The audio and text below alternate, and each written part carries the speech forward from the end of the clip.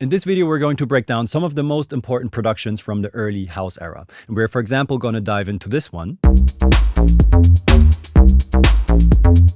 Or into this one.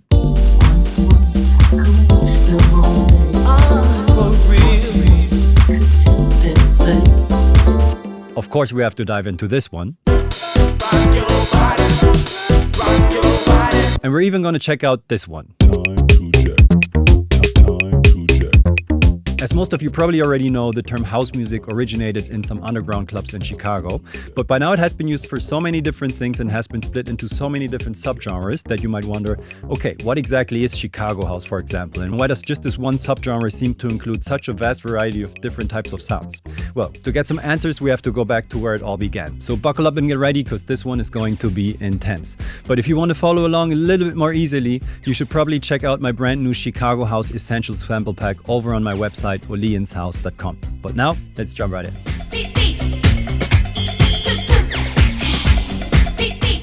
So in the late 70s and early 80s, you had some pretty wicked underground clubs in Chicago where DJs were presenting a new type of sound that hasn't been heard before. And the track that we were just listening to in the intro is an edit called On and On by DJ Mark, and it's a pretty good representation of what house music was kind of at that time before it was even called house music. Because in there, you kind of have 4 different songs combined to one. So we have Get on the Funk Train by Munich Machine. Destination Funk. We have Funky Town by Lips Inc. Bad Girls by Donna Summer. Mixed with Space Invaders by Playback.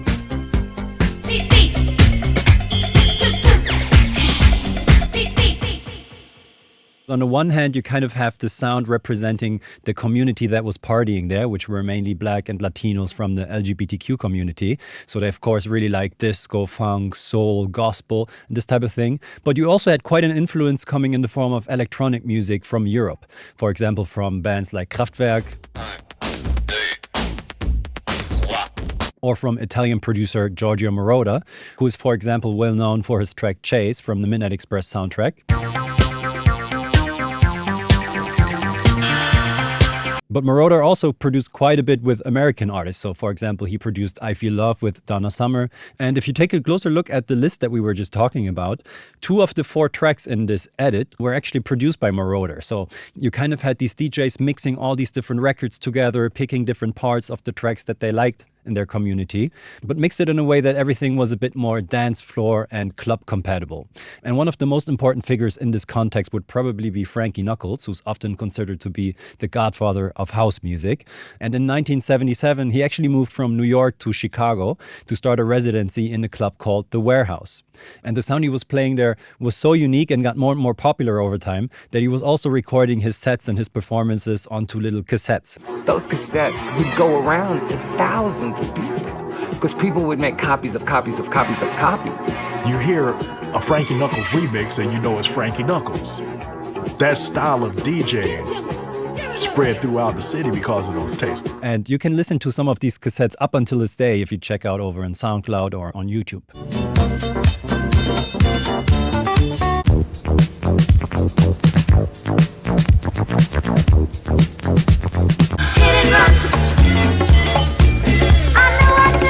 And as these cassettes got more and more popular and more people wanted to listen to this type of sound, they actually ended up giving this sound a specific nickname. If you were a DJ in Chicago, if you wanted to have the records, there was only one place to go, and that was Imports. This is where Imports was. People would come in and looking for warehouse music, and we would put, as heard at the warehouse or as played at the warehouse. And people would start coming in and eventually just asking, yeah, where's the new house music? And it was really disco and all these different genres put together, but you can tell it wasn't necessarily its own music yet. They were kind of chopping up different things, then sometimes over time adding a little drum machine in there. For example, Roland's TR-808 was released in 1980, so that was a nice fat kick drum in there that they could use to make the stuff more club compatible. But as I said, it was still kind of just a mix of different types of sounds. But of course, as it happens to many DJs over time, you also kind of want to create your own music. And there's actually a specific point in which which the first official house record was released. And that was actually, as some of you might know from one of my reels, On and On by Jesse Saunders, who was a proud owner of the track that we talked about DJ Mark's bootleg. It was one of his signature records that he really liked for his sets. It had such a mesmerizing groove that I thought it would be perfect to be kind of a signature song for me. But somebody stole my records, and that was one of them. And it pissed me off so much that I decided that I was going to make my own version. So Vince Lawrence and I are in my bedroom, which at the time was our studio. I have my 4-track recorder, my Poly 61, and an 808. Roland said that the 808 was designed as a practice device, but for us, this was the beginning. Let's have a quick listen and finally dive into Ableton. So this is the version that he created. So you can really see the similarities, the bass line and stuff. Nice, 808 rim shot in there. So that was kind of the first time that you're taking all these aspects from these different influences and put them into something new. But there's often quite a debate about, okay, this was the first official house record, but there were some other people also making music, but at that time they didn't yet release it on vinyl. So there's someone that's often not talked about enough, which is Jamie Principle. One of the tracks he produced, or well, at least this is my remake of it, is Your Love.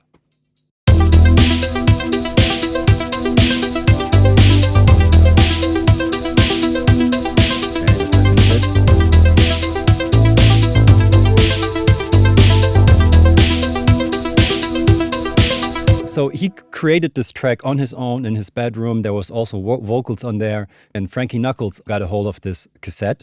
And he played it in many of his sets in the end. Eventually, he worked together with Jamie Principle to kind of make a slightly more polished version of the first track that Jamie made. But yeah, to break this track down a little bit, you can really hear the influences of the electronic music in this case, for example. So when I was learning about house, or first learning about house, I wouldn't have thought that this necessarily was house music. It sounds a bit more like synth pop to me because of the riff. So you, for example, have this arpeggio right here, right? This is just a C major triad, basically, which kind of creates a polymeter because it's just 3 notes. And I created this in Helm. So you really just have some detuned saw waves and a little filter movement on there, right? And we have the bass. Kind of playing here some loads, leaving some space. I also made the bass in Helm, so let's just take a look at that real quick. So what I did here, we just have a saw wave, but it's layered with a triangle wave 1 octave higher. So if we listen to just the bass, it's kind of nice and fat. This here's the slider for this wave, so let's take that out. This is just the saw wave, and then you kind of can add some fatness, some mid-range here. If we take a look at that in Vox Single Span, I have some R bass on here, but you could also just use some EQ and distortion. So let's look at that.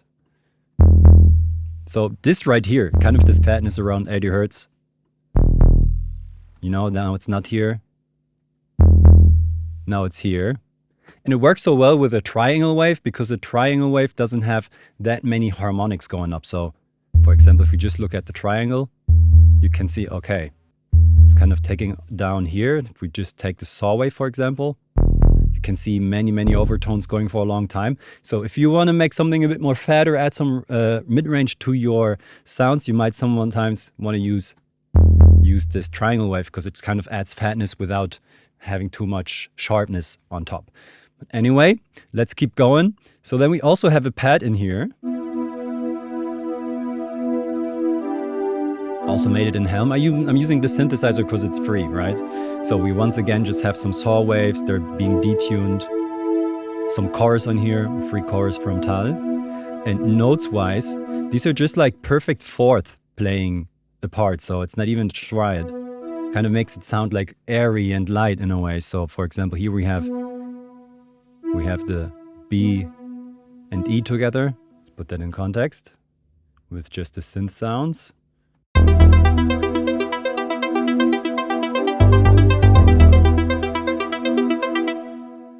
Cool. Then for the drums, for this one specifically, I kind of just chopped up some drums that I found in the original because they're kind of tough. But what you can really tell is we're kind of in the 80s at this point, right? So the first demo was produced at 84 and then the official release happened later in 86 or 87. And at that time, you really had some gated reverbs on snares to kind of make them full sounding. You had reverbs on the kicks, everything kind of dirtied up, right? And then in this case, you even on top of the snare also have like an effect noise layer, which makes it sound even more reverberated and dirty. So altogether,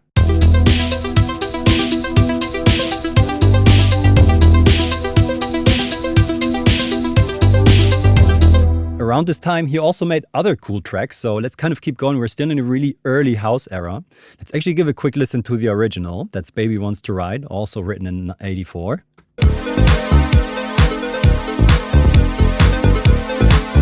Pretty cool. Let's go down here where I have my cover production. Cool.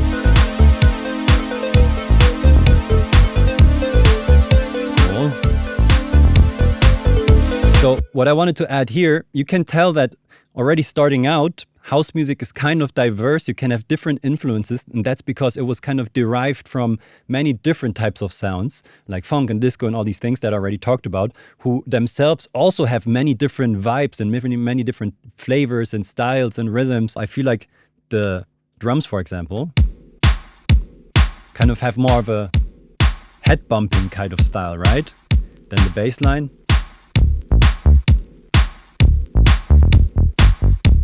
Kind of leave space here for the kick and clap, right? Let's keep that up. So note-wise, I'm adding also these MIDIs to the pack that I talked about in the intro, so you can find them there. But then Jamie was kind of looking for these simple, today maybe a bit quirky sounding synth lines, but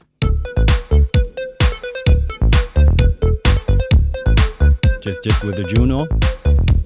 This kind of clear synth sound that sounds really plastic or not organic in a way comes from a square wave, of course, because that would be a saw wave.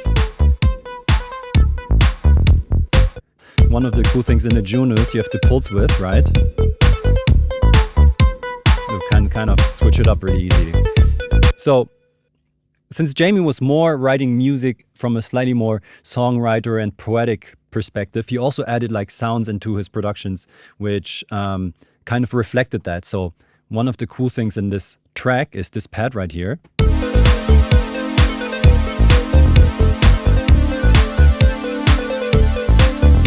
So once again, I'm using Arturia's Juno, but as you can tell here, the track is called Baby Wants to Ride, and they're also talking about a train and stuff, and this obviously kind of sounds like a train horn, right?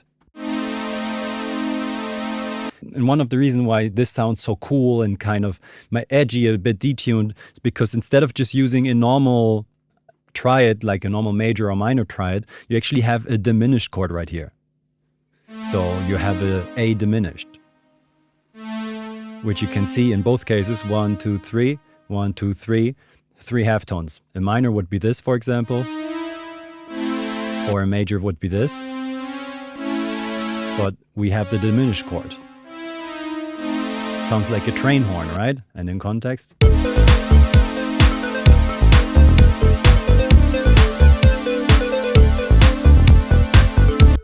So that's pretty cool. In the same year, he also made a track called It's a Cold World, which also goes kind of in line with this. Once again, that's the original. That's why my remake.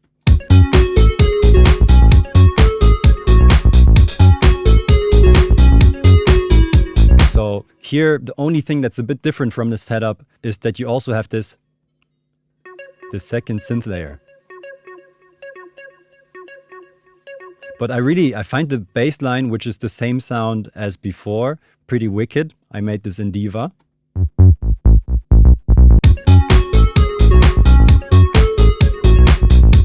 So another really interesting production, I would say, where things got a bit more darker and nastier is Chip E's Time to Jack in 1985.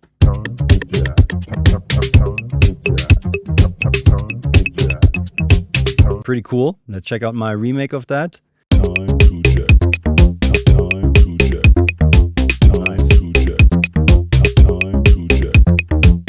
In here, for example, the seriousness kind of comes from this bass sound, I would say. Here we have a preset from Diva, but notes-wise, something that's kind of cool is this first step here. So we're going from a C to a C sharp and back. So we have this half step here. And a half step is kind of dissonant if you think of it in harmony, right? In major scale, this would be kind of the leading tone wanting to kind of resolve into something. But a half step sounds so dissonant that it's a bit like it has a certain seriousness to it in this context. Then obviously the drums are full on 808 samples, but something I noticed in these productions is that to kind of add complexity, you have many sounds in there. The rim shot you have in here, right? You have a closed hat, a shaker, which is pretty distorted, the snare, kind of this conga and clave. So these are all pretty filled up, doing quite a lot, but still in a relatively systematic way. So in the example here, I heard that even though the closed hat was kind of playing quietly at the beginning, you have a focus on this shaker, and then in the second part, more of a focus on the hi-hat. So let's listen to that. Hi-hat comes in, shaker.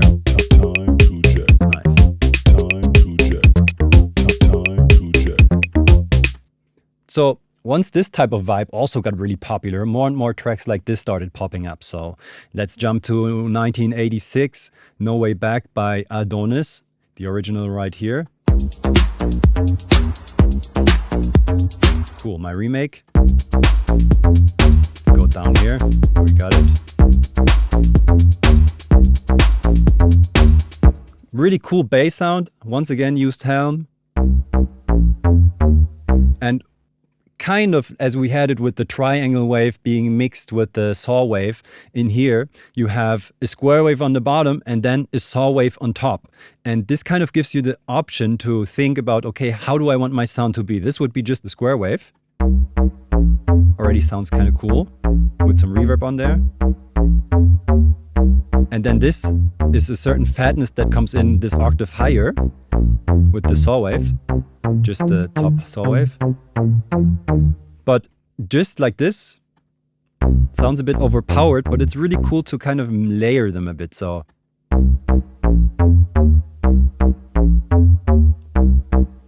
almost like, sounds a bit like a distortion, but cleaner and better, I don't know. So that's really nice. Then here, we also had once again a bunch of 808 sounds, snare and clap layered, something that happens quite often. And then here, I did this with audio, so you can kind of see the groove a little bit. We have a bit of swing, and then it gets louder to the part where usually the open hat would be playing. And here you kind of have two loud hits, one louder at the end. That's cool. But then the smoothness and a little bit brokenness of this comes from a bunch of tape saturation, pretty strong. When that happens, you can tell how, maybe you don't hear it through the YouTube compression, but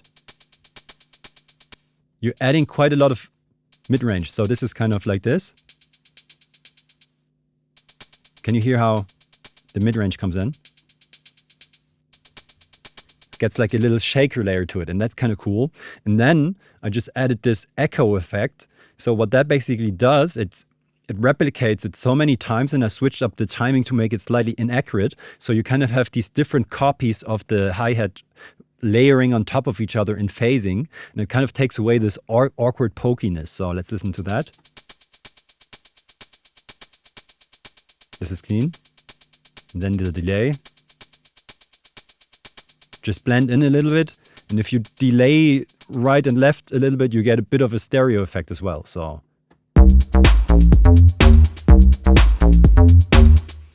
and then later we have, of course, some nice 808 percussions, which is always good.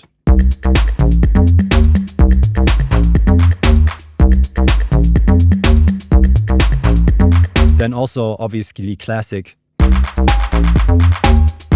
like the type of duplicated claps. There would probably also be some more reverb and delay on there as well, but that's something really typical, just like repeating parts of claps and stuff like that. So jacking was kind of already a thing. You also had a legend like Steve Hurley making music and also using the name or the word jacking more in their productions. I would say this is by far of my remakes the worst one, because this funky, quirky synth sound wasn't really easy to replicate from the original. I think it might have been a cool preset on something. It sounds like a pitched down cowbell or something, but it's really cool. So this is my remake overall of Jack Your Body by Steve Silk Hurley. So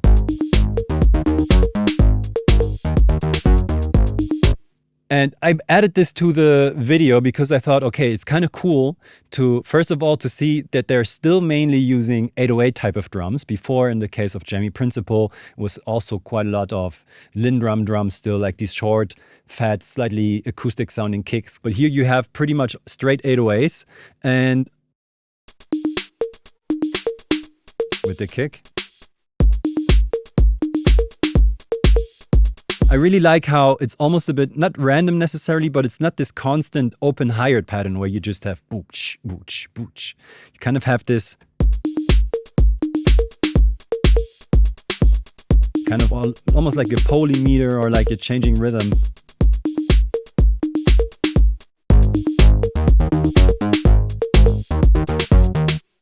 Oh, pretty cool production. Would also recommend you check that one out. Let's move on to the next one. So we have to talk about the house anthem itself, right? Because it's kind of a breaking point also how house music quickly developed into many different things.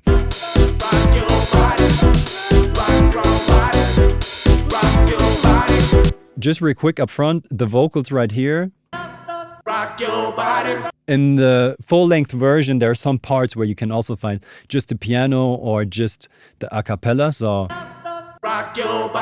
kind of got it from there, but I did the rest myself. So we have some 707 drums.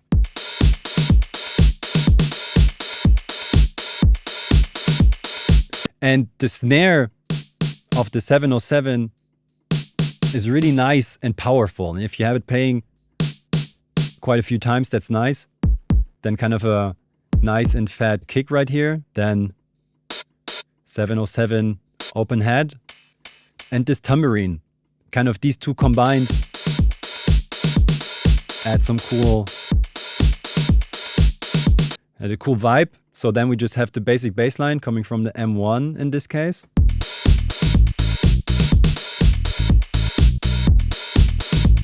So the bass is just playing E, A, and B.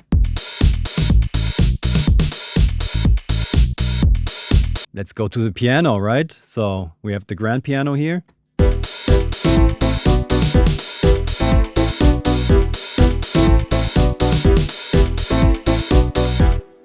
I used some processing to break it up a little bit, to make it sound a bit more quirky. Maybe we can even do a quick processing versus no processing. So also sounds pretty cool, but I wanted to make it sound a bit more old school with this.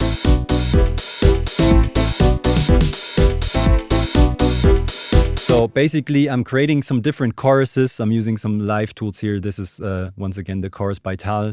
And the chorus kind of makes copies and spreads things out. So I wanted to make things a bit more mono and brought down the width, which then has an effect of some phasing happening, because you're now putting these different voices at different frequencies back together in a way, right? So, for example, let's turn it off. And if you're listening in stereo, you can tell, okay, now it sounds nice and wide, which is nice. But if you want to sound a bit more old school, kind of putting that into its place can be nice sometimes. And here, a little format shifter. Just a small impact here, which just kind of changes the character a little bit, right? Then you also have these string hits in here. I just got like a cello. These are just Ableton Live sounds. Let's see. Together. And these two sounds are actually a bit stacked on top of each other. So we have the lower cello playing a C and a D. But then the top layer, an E and an F sharp. So since the other one is playing a C and here it's playing a D, you can see it's just a major third kind of being layered on top of each other. So in the piano, we just have an E minor triad, A minor triad, and B minor triad. Then I added the vocals of the original. Pretty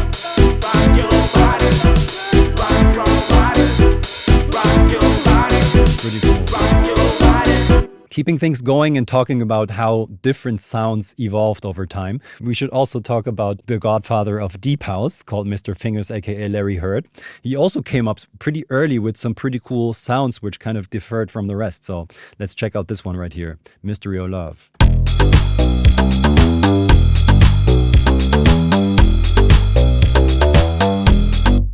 Really like the bass sound here, because it comes kind of nice and broken and cool.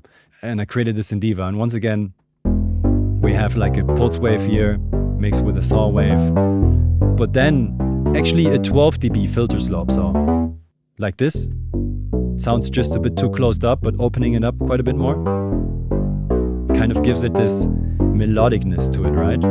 And then with the drums. So these drums are mainly 505 drums, especially the rim shot of the 505. It's a really cool sound. And by now you can tell, okay, once the time progressed, you also had different drum machines, different synthesizers kind of coming to the market and being used for different things.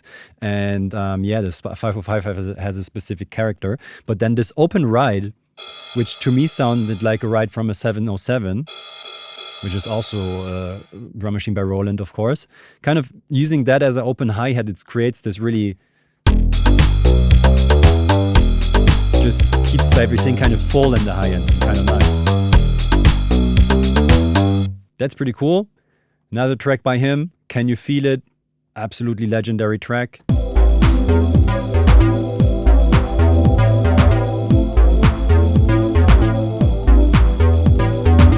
Goes in a pretty similar direction, right? Now we're already kind of in 86. Really like the pad sound here.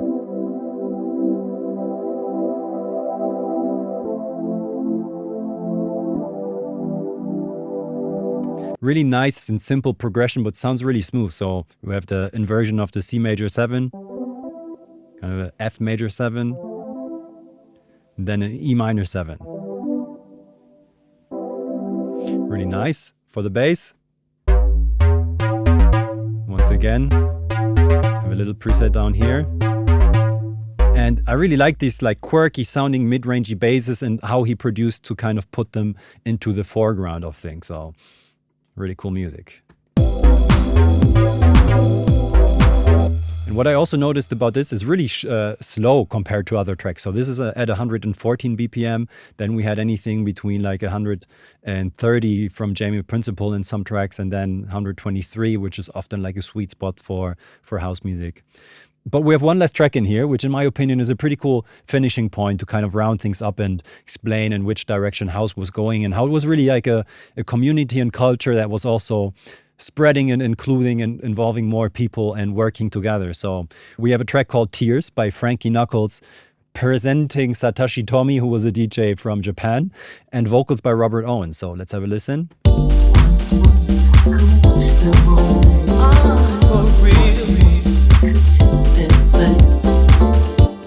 If we kind of check out the timeline and the stuff that we looked at, you see we already have some collaborations in here. For example, Robert Owens also formed a group with Mr. Fingers Inc. And it was actually a group of 3 people, Larry Heard, Robert Owens, and Ron Wilson. Just comes to show how there was collaboration in groups and community. And in this case, for Tears, you have the vocals by Robert Owens, Frankie Knuckles in there, kind of presenting Satoshi Tomiie. I don't know exactly what the story is behind there, but maybe if someone knows, let me know in the comments.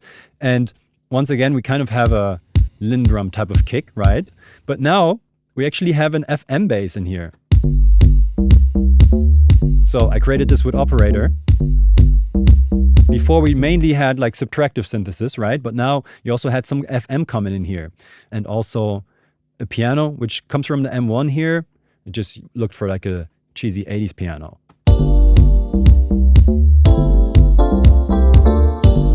Right, so for the chords, we have a G minor 7, A minor 7, D minor 7, back to an A minor 7 but an inversion, and a B major 7. So a cool progression, kind of walking up and then going back down.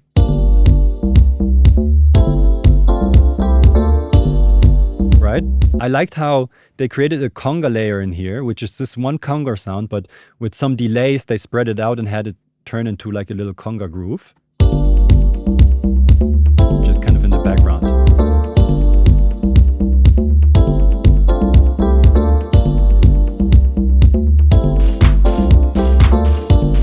Once again, just a nice little dirty hat, clap, but then this extra rhythm with this tambourine-ish sound is kind of cool.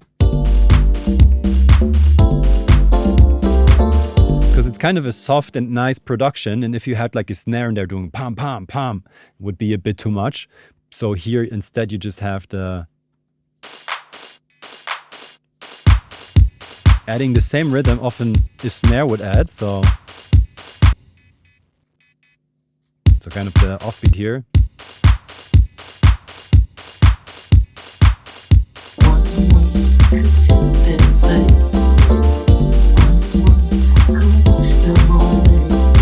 And then just to make things sound a bit fuller, a nice little pad coming from them one as well. All right.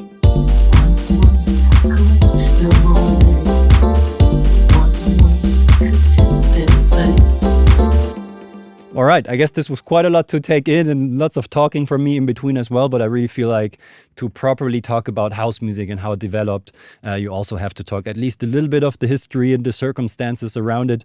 There would be a lot more to talk about, like the history of house is really rich and really interesting from many perspectives. So I would either recommend you check it out a bit more in detail and look for some documentaries on YouTube, or maybe let me know in the comments that you want me to do a little bit more extensive deep dive into the history of house. If you want me to dive in more into any of the track remakes that I made, also let me know your favorite track that you might want me to dive into. Just as a quick reminder, on my website olienshouse.com you find a sample pack where many of the sounds which I created for this and many of the drums I used for this, you can find them in there. I'd appreciate if you check it out. And besides that, looking forward to see you in the next one. Ciao.